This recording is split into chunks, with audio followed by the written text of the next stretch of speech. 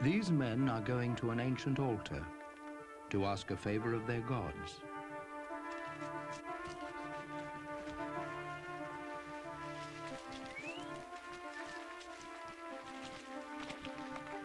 This goat herder is about to endure many months of isolation to win favor.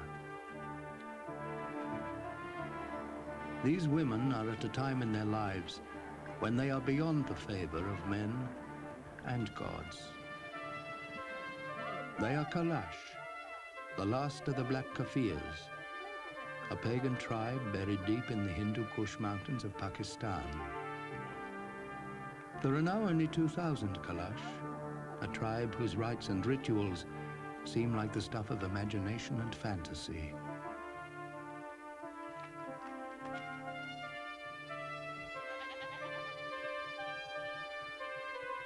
Once upon a time, the men led 60 goats to be sacrificed at the altar of Mahandeo. Today, a single goat is more than they can offer. Mahandeo is displeased. The charmed and protected Kalash are vanishing.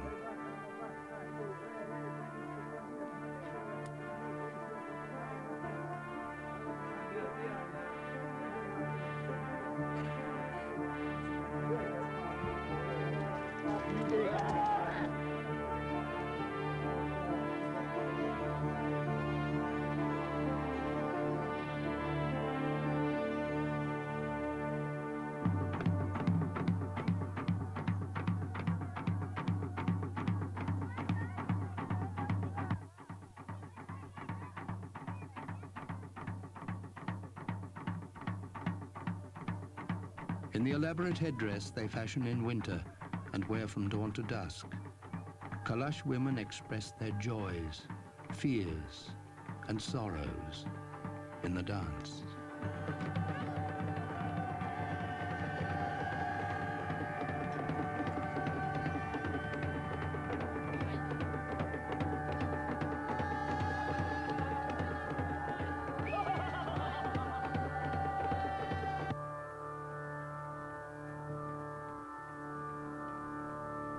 But this woman is beyond the drums and the dance.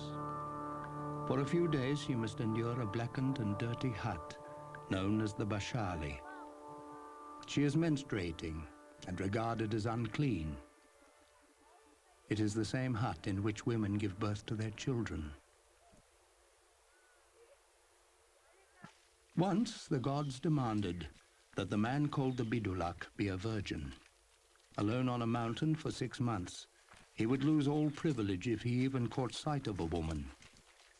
But on his return, he could make love to as many women as he desired. The tradition has been modified, but not the test of isolation he is about to begin. The valleys of the Kalash observe many pagan taboos of birth, marriage, sacrifice, and death.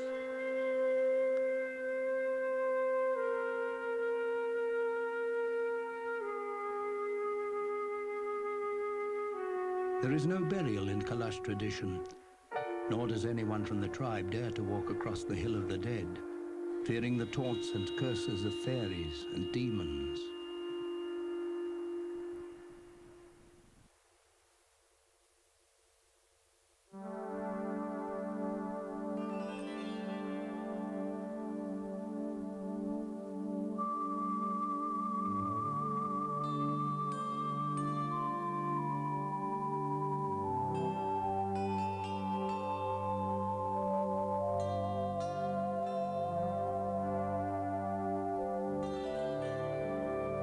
The mountains once protected the Kalash. The Hindu Kush was a fortress that held invading armies at bay. Until a few decades ago, only the hardiest of travelers explored the fertile valleys locked inside the northwest of Pakistan. But every year the Kalash fade, their uniqueness is blunted, and the prying bully of civilization becomes louder.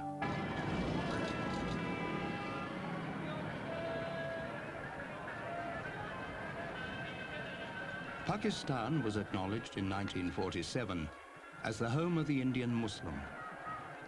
Its turbulent history has faced the destructive force of many conquerors, from Alexander the Great to Genghis Khan.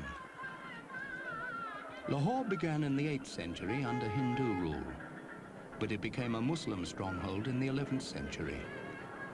The old city is a relic of armies, like the Tatar Mongols, the Muslim Turks, the Mughal emperors, the Sikhs, and finally, the British. It has been crushed, burned, and rebuilt. Today, Pakistan is the heart of Islam.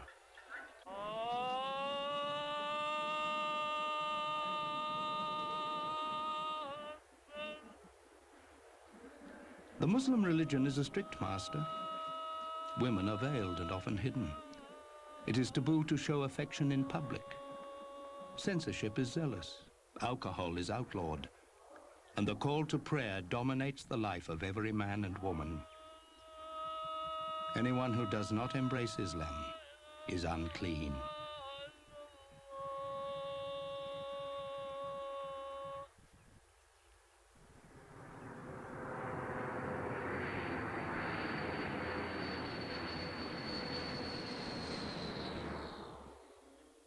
Chitral is a remote mountain town, a long way from Lahore. It is a last outpost of civilization, but as fervently Muslim as the rest of Pakistan. 200 years ago, Chitral belonged to the Kafirs, the Islamic word for pagan. Today, the town only just tolerates the last of the black Kafirs, the Kalash, who live in mountains that surround the town.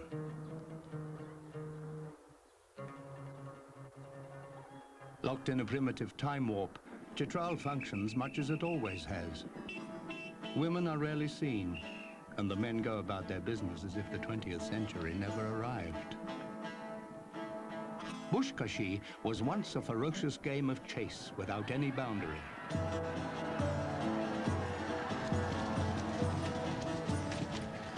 It was fought out across the slopes and plains of northern India. The rider who snatches up the carcass of a sheep has to keep his grip on it for the length of the field.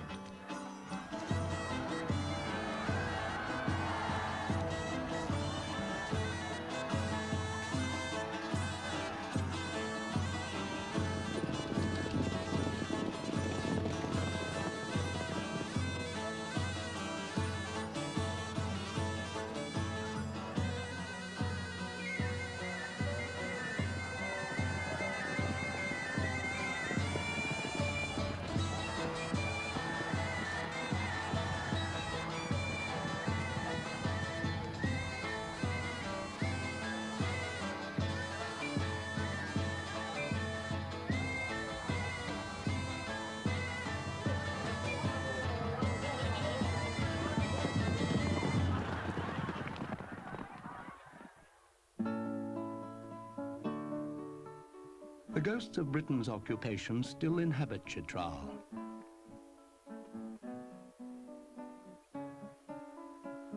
The region's deputy commissioner lives in a sprawling residence built for the British political agent last century. He clearly has no use for the sun-cracked swimming pool or the tennis court overrun by weeds. They are long-neglected monuments to an era of king and country, an era of tea and cucumber sandwiches, polite garden parties, and polo, the game that has been played in this region for over 400 years. The British might have claimed it as their own, but the horsemen of the north have snatched it back and stripped it of gentlemanly rules.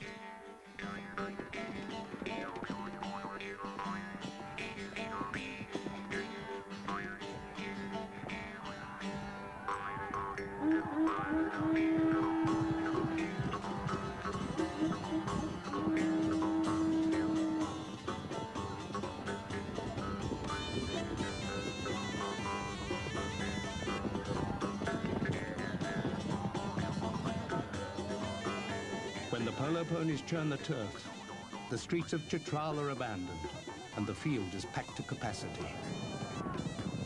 If the ball shoots into the crowd, the riders charge in after it. the mallet can be a useful weapon in tackling an opponent. There is only one rule: win, at any cost.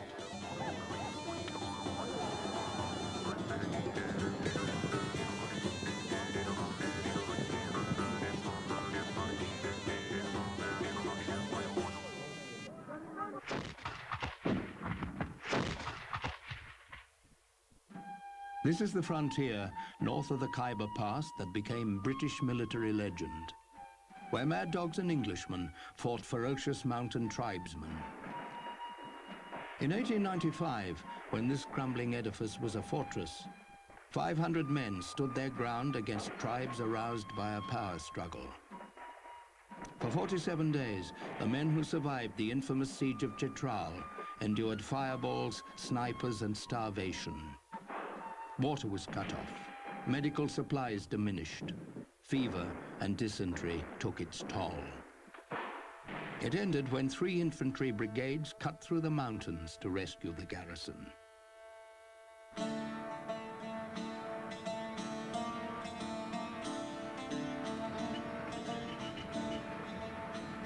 The Kalash live 3 hours by jeep from Chitral and a half-day's walk from Russian-occupied Afghanistan.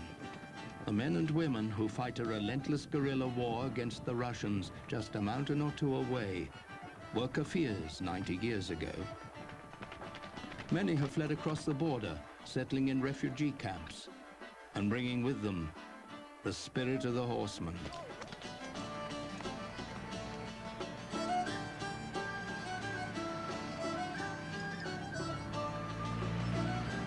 Tourists are a steady source of income for the men who drive ex-army jeeps across high mountain tracks. Dust, churned by the wheels, hangs like talcum in the air as the adventure begins.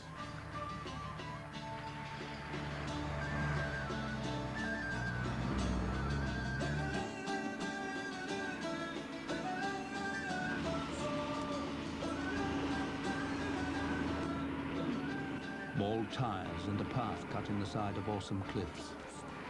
Trucks and buses, overloaded with passengers, confronting each other on a high pass built for one. The constant threat of plunging into a deep ravine. Makeshift roads that sometimes crumble away or are buried under avalanche. A driver who smokes and chews raw hashish because it shuts off his fear in the high turns and narrow paths. This is the journey into the Kalash valleys.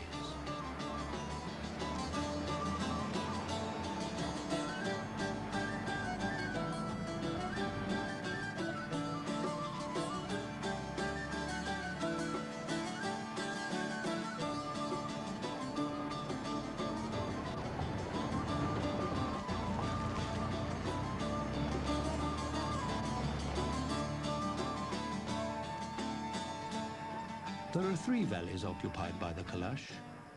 The biggest is Bombaret, where the police have a small station at the entrance. One of their duties is to register every visitor. They are constantly on the lookout for missionaries, both Muslim and Christian. Their instructions are to eject anyone bringing the Bible or the Quran to the pagans. But Allah is doing well enough despite their vigil. Economic and social pressures are forcing a steady switch to Islam.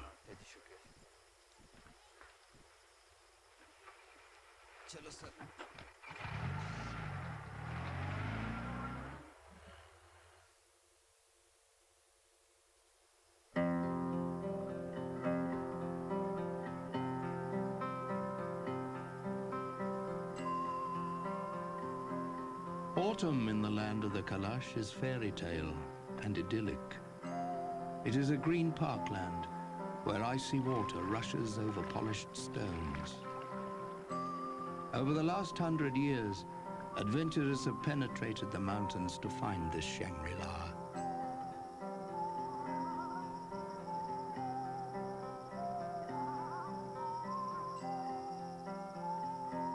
A Kalash village looks as delicate as a pack of cards. But sturdy beams and caked mud are formed to last. Age, landslide, and earthquake sometimes claim them, but walls can be rebuilt quickly. The village is placed on mountain slopes, where it will catch the winter sun and avoid the summer heat.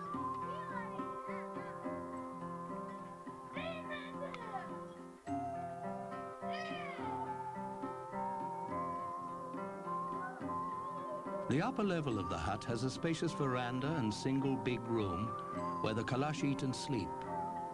The lower level is storage space and houses livestock.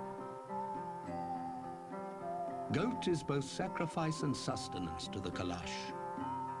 The animal is regarded as much purer than donkey, sheep or cattle because it is more useful. It's a status that sooner or later condemns every goat to the knife. When the animal is sacrificed at the altar of Mahandeo, women are not entitled to the meat. But sometimes the men will kill the goat on the dirt floor of the hut. Then everyone can have a share. The hide will make a warm winter coat, and even the bones will be boiled to make a paste with crushed wheat.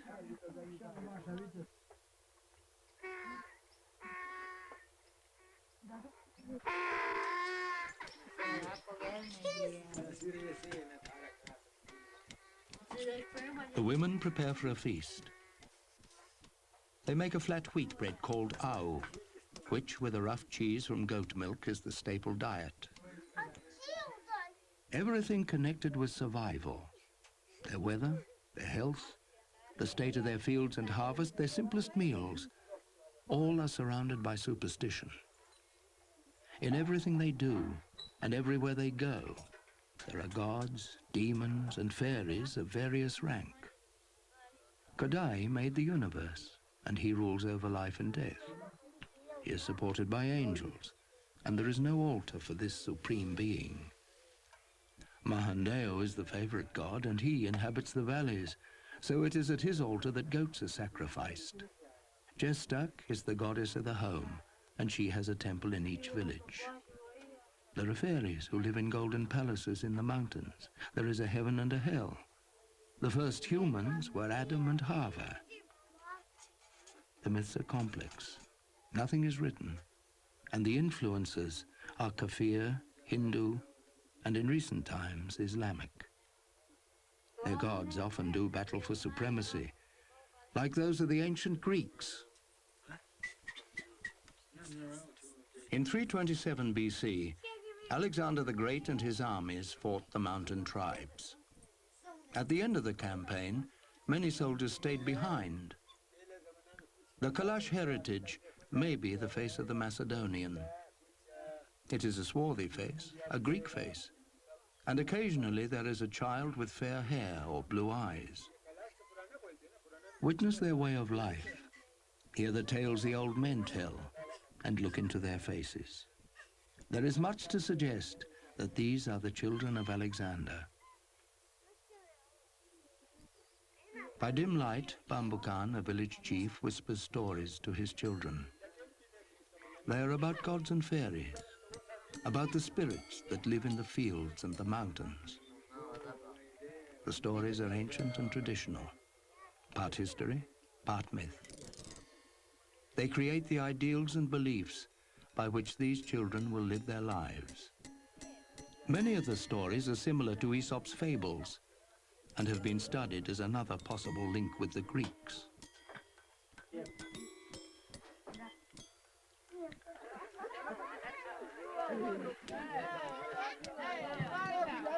Now their bellies filled with goat meat, rough wine to wash it down.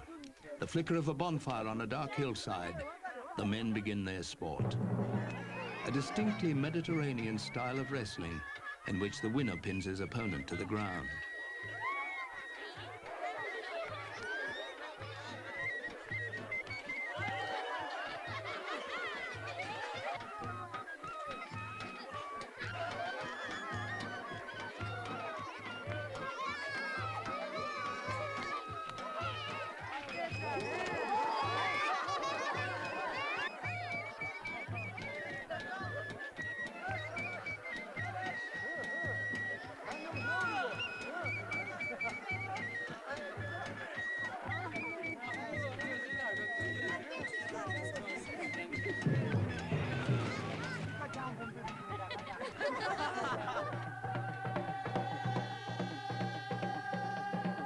The women link arms and do a slow, shuffling dance.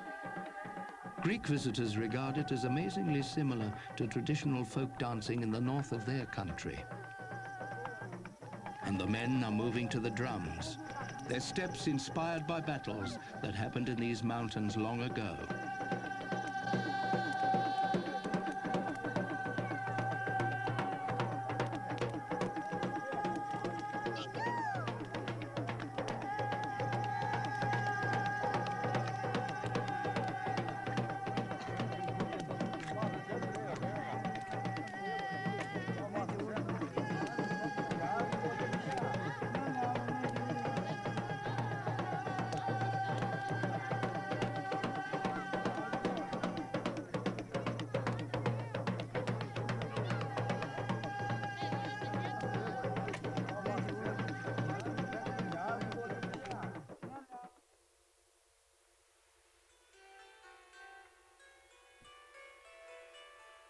The Kalash are primitive engineers.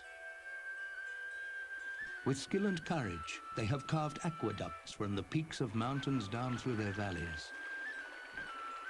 Hollowed logs and carefully placed stones ensure a constant supply of water.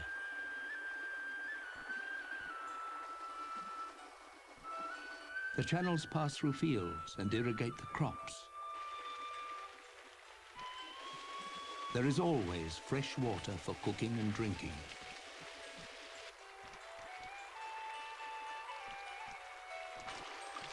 Its power is harnessed to turn the grinding stone that crushes wheat and corn inside the mills.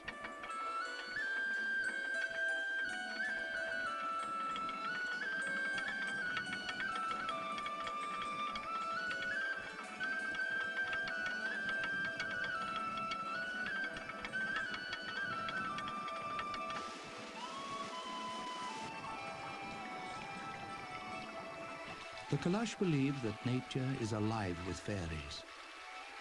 Their water carries sacred power to purify the spirit.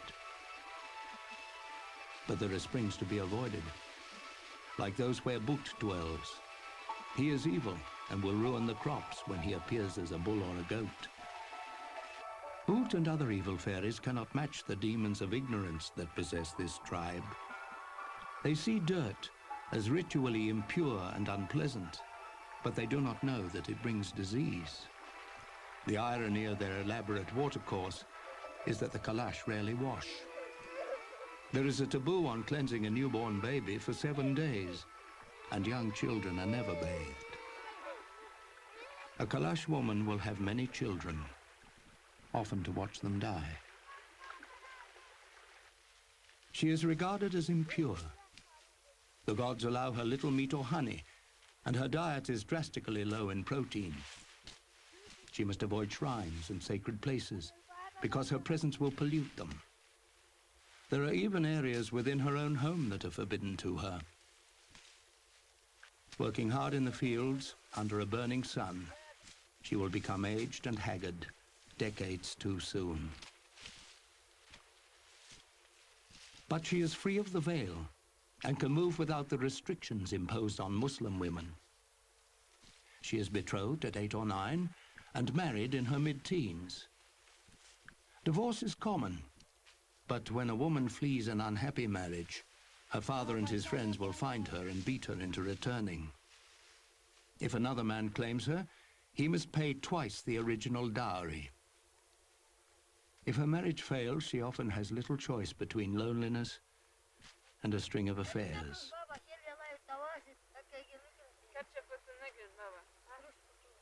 Priscilla McGrath is a social anthropologist who has lived with the Kalash family, learned their language, and tried to fathom their gods, their values, and their ways.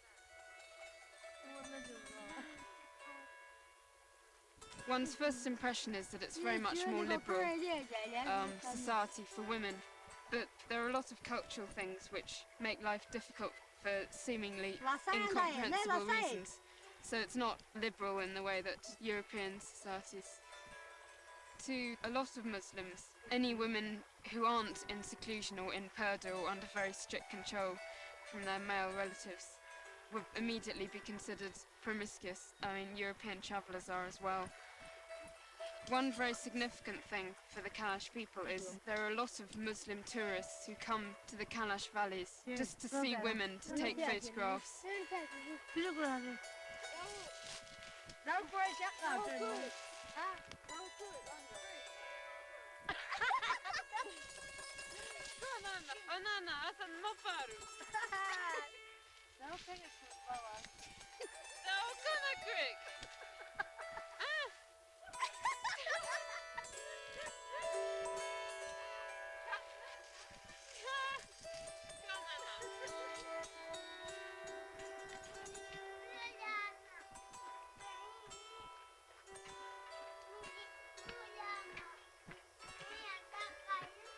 The grimmest aspect of a Kalash woman's life is the bashali, a small hut where there is little light, air or hygiene. She must go there when she is menstruating or about to give birth.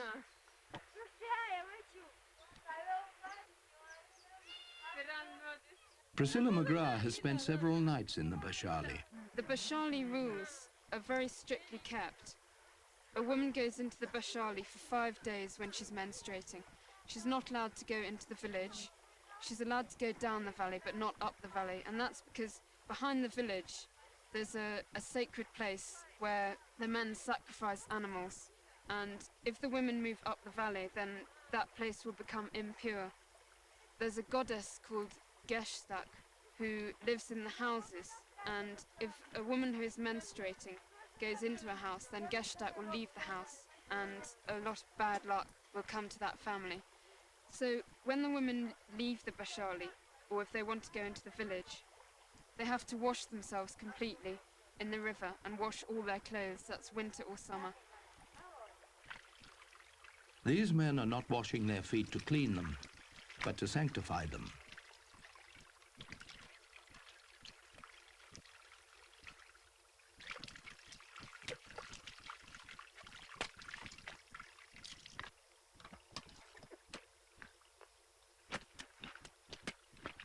They are about to make rough wine in a country that outlaws alcohol. Because the Kalash are careful not to offend their Muslim neighbors, winemaking is a clandestine process. There is little ritual attached to it, just bare feet in a crude press and a simple chant to keep up the energy and rhythm.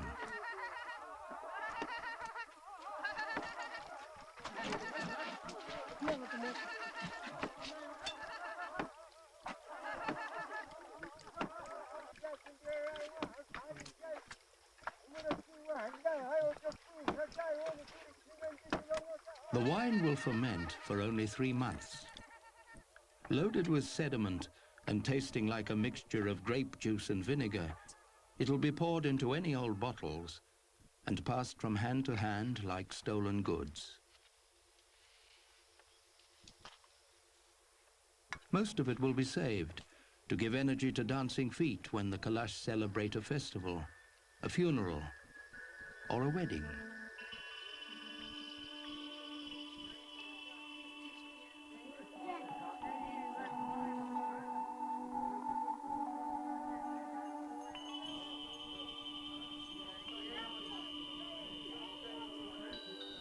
Bambu Khan has promised his 16-year-old daughter to his neighbor's son. The families gather in the temple of Gestak. They have each brought a goat to ensure their prayers will reach the goddess. Juniper twigs are passed through fire and over the goats as these prayers are offered. This is the only holy place women are allowed to enter.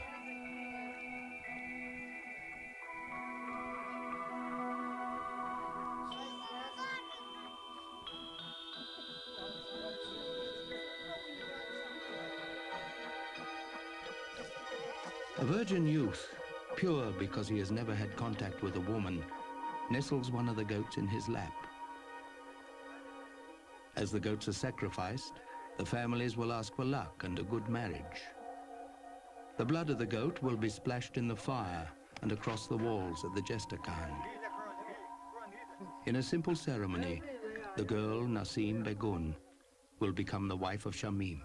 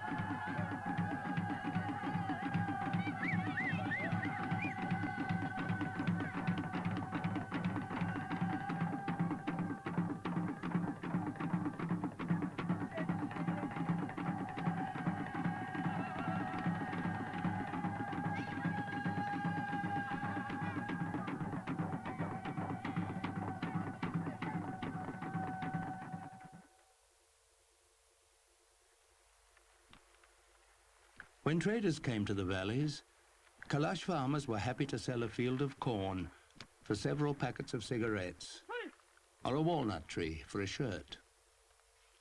Now they hand over a huge portion of their grain and walnuts to their landlords. They lease land they once owned, and they struggle to feed their families. It takes a strong man to remain Kalash when the outside world is closing in. The elders watch with sadness as their tribe disintegrates.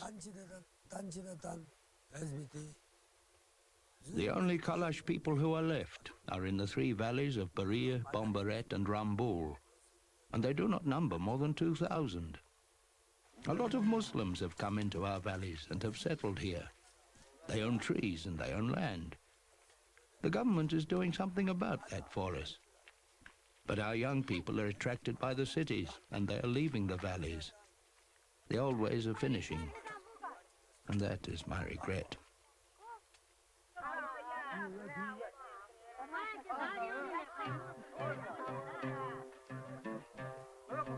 But there is no visible animosity between Kalash and Muslim. They live side by side throughout the valleys.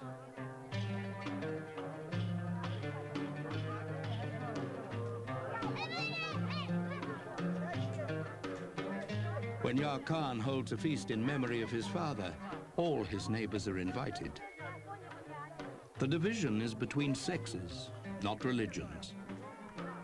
On this occasion, Kalash women are not allowed on the roof where food is being served, and Muslim women, restricted by purdah, are hidden in the house below. The only sign of anger is over money. The valley shopkeeper is demanding repayment of a debt. The men tell him this is not the time or the place for such demands, and the dispute is quickly settled.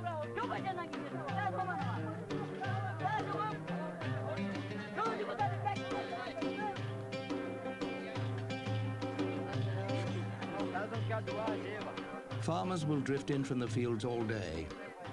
Some will stay. Most will depart with bread, meat, and a mixture of beef soup and flour called josh. Tonight, their families will eat well. Yar Khan will feed 300 people. It will cost him 6,000 rupees, but he believes the bigger the feast, the more glory for his father's soul. His Kalash neighbors can no longer honor their dead with such extravagance. Nor can they afford the services of the man who carves the death statues. Once he would have been hired to create a wooden effigy. The more important the deceased, the bigger the statue. Today he chops at a small piece of fir tree, fashioning a souvenir for a tourist. He is the last of the wood carvers, and his skill is not being passed to a younger man. The voices of the Kalash gods are growing faint. The three valleys each have a mosque, and the call to prayer echoes out like a triumphant conqueror.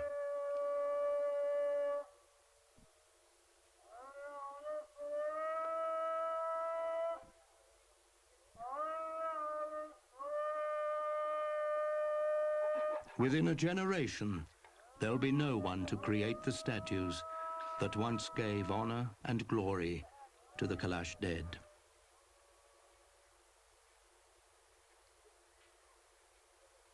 The death statues of antiquity were giants that loomed over the grave. Often they were man and horse, fused together like the centaurs of Greek mythology. They gathered on the hill of the dead like an army marching to eternity. Now they are stored in the vaults of museums. Only these three remain. Until the practice was stopped, Kalash laid their dead to rest above the earth. The lid of a crude coffin was sealed with stones to keep away wolves and bears. But they could not ward off morbid tourists who took skulls, beads, and headbands. Tiny boxes, like dark cradles, are a testament to the ongoing tragedy of infant death. No Kalash will go into a graveyard. For them, it radiates sickness and death. Robbed of their statues and raided by tourists, the spirits are angry.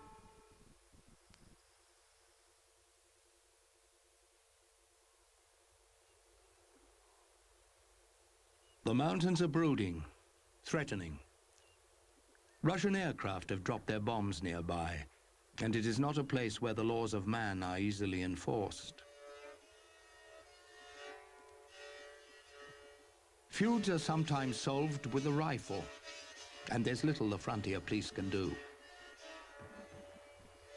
Kalash justice dictates that a killer who goes into hiding must be given shelter wherever he seeks it. His host must then defend him with his life. Goat herders are armed when they move into high country. Rifles protect their goats from hungry wolves and themselves from the machines of another man's war.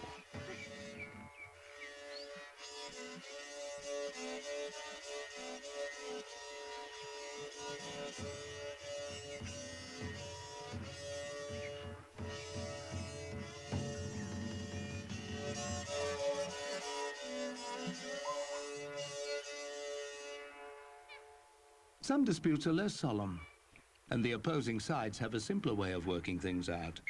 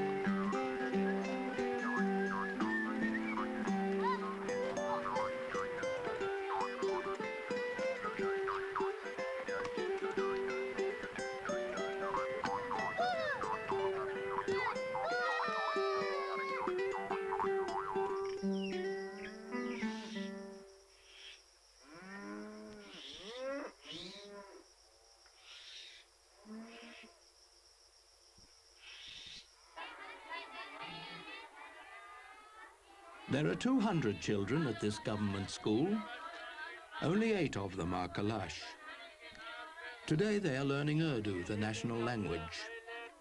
There will be a history lesson about how Pakistan emerged as a Muslim country and a set text about the dominant religion. Kalash parents will not send their children to school. They don't want the seeds of Islam to be sown. and there's a harvest to be gathered. All hands are needed. As soon as the child is old enough to hold a scythe, he takes his place alongside his father.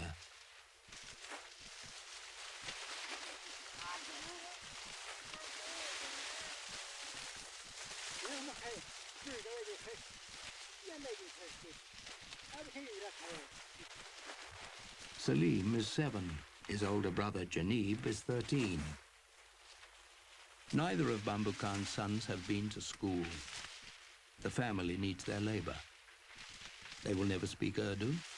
They will not learn to read or write. All they will ever know is subsistence farming. Their ignorance will make them vulnerable.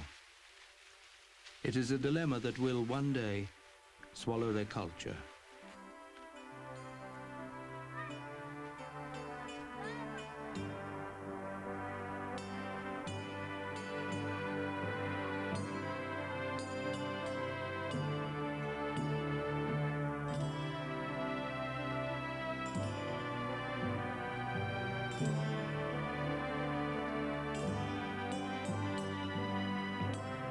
Within a month, winter will claim the valleys of Bombaret, Rambul and Baria.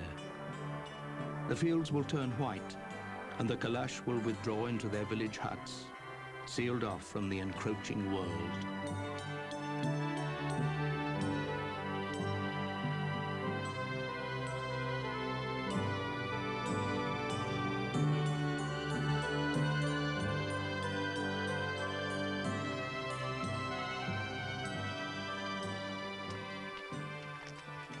There is much to be done before the snows come. Donkeys haul baskets of stones that will seal cracks in the aqueduct. Builders race against time on a hut that is barely a frame.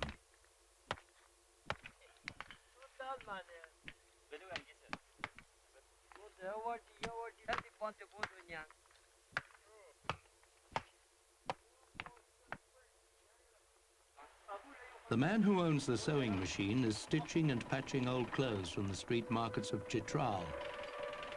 There'll be a big demand for everything he's got when the temperature drops below 0.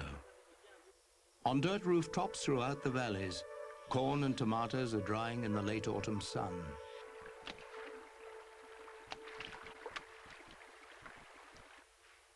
High in their trees, men are using long poles to knock the last of the walnuts to the ground.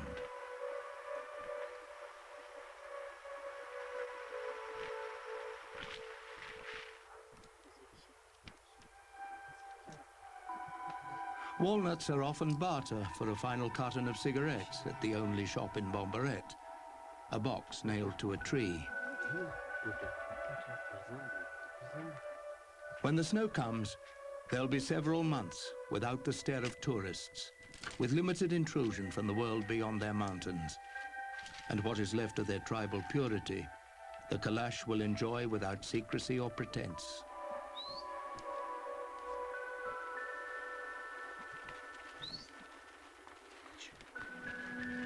The goat herders are coming down from the mountains. Soon the celebration of Chitramas will begin. December will be filled with music and chanting, feasting and sacrifice. Many prayers will be offered to Mahandeo and Jestak. For these goats, it will be a final winter.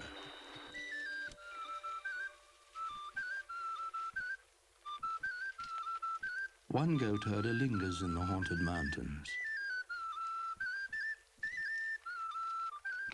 He is awaiting the night of the full moon.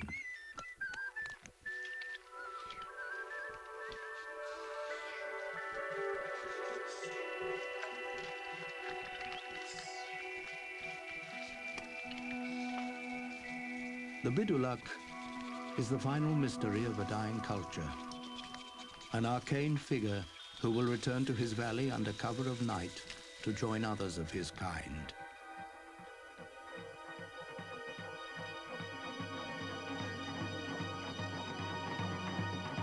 His arrival in torchlight at the festival of Fool once signaled the beginning of a pagan orgy. His role is now a memory of rituals that retreated when the mountains could no longer hold back intruders. If anything pagan happens on this night of the full moon, it will remain the secret of the Kalash.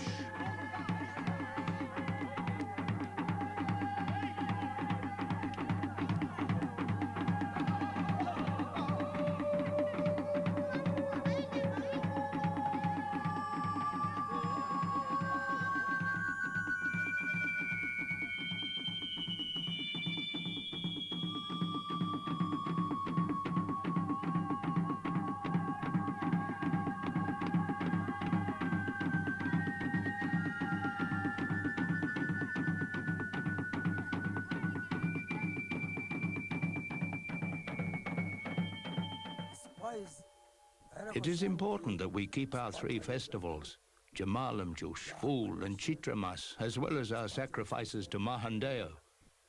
These traditions of ours must remain, and we will do our best to see that they do. It is something I would deeply regret if these traditions were to disappear.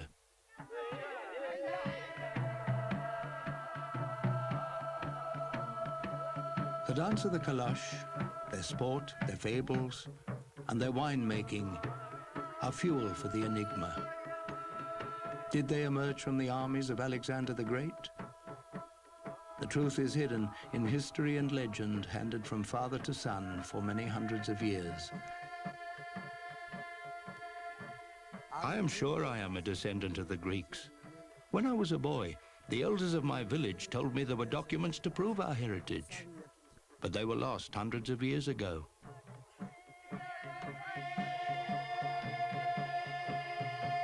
Beneath the placid faces of these dancers, there is spirit and passion.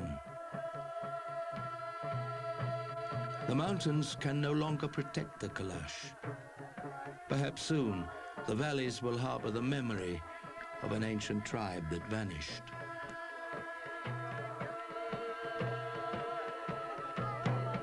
The women mourn the loss of the high country. Within a generation, there may be no one to mourn the loss of the last pagans.